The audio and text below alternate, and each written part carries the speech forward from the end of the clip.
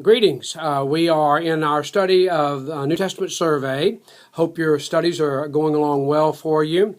The topic that we are now looking at is what's called the Synoptic Gospels, Matthew, Mark, and Luke. Synoptic, of course, means seeing together. Optic, which is seeing, sin, the prefix sin, which means together, seeing together. They are very, very similar. Matthew speaks to the Jew. Mark, more to the Roman, and Luke. Now, let's look at the Gospel of Luke, the 9th chapter of our text, and what are the significant aspects of Luke. It is addressed to Theophilus, and it speaks to the Gentile world in general, particularly to the Greek world, but since Greek is the language of the known world at that time, we consider that Luke is the general gospel spoken to the Gentile world.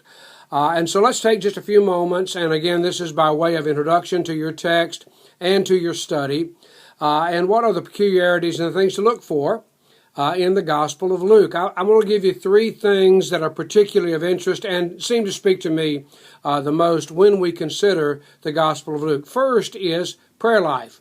The prayer life of Jesus is woven throughout the Gospel of Luke in a unique way. You could do a study, in fact, of the way the prayer life of Jesus is emphasized every time he does something significant. It's a matter of he went up on the mountain, he went away to pray, having prayed all night long, things of that sort. Lord, teach us to pray, things of that sort. And so the prayer life of Jesus seems to be a very significant part of Luke's view and his writing of the gospel. The second uniqueness, I think, of the Gospel of Luke is his emphasis on the Holy Spirit. We find more written about the Holy Spirit in the Gospel of Luke than the other Gospels altogether. Why is that?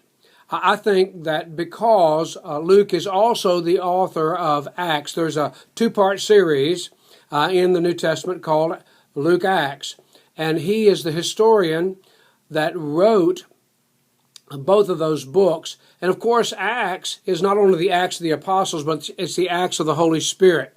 There is an emphasis in the Gospel of Luke on the ministry of the Holy Spirit. He talks about God's operation of the Spirit. As a matter of fact, at the very end of his Gospel, and all other Gospels, it's go out into the world, go and make disciples, go and teach the nations.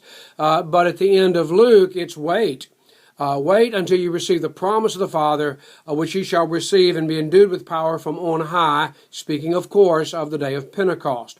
Those two aspects, prayer and the Holy Spirit. Now, what is the third one? And it is the universality of the Gospel of Luke as compared to the other Gospels.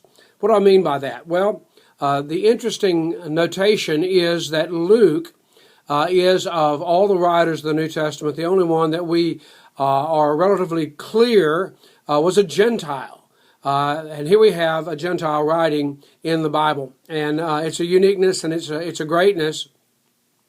But because of that, Luke has an interest that includes the touching of the Gentile world. And we find that throughout the Gospel of Luke and on into the Acts of the Apostles. So watch for these characteristics as you read through Luke and as you study. God bless you as you work this week. Once again, we're moving along in the course. Hope you're working on your research paper. God bless you as you study. If I can help you, please be in contact with me. God bless.